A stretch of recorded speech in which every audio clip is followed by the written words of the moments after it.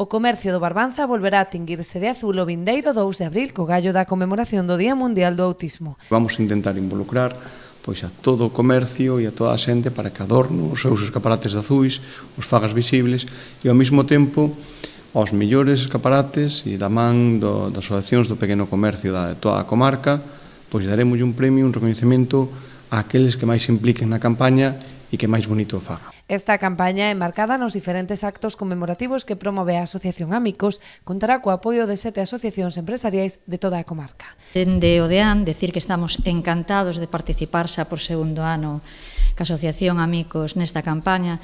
Pensamos que son campañas fundamentais porque para normalizar a diferencia o fundamental é visualizala. Entón, de que maneira se visualiza mellor nos nosos concellos que a través do que é o comercio.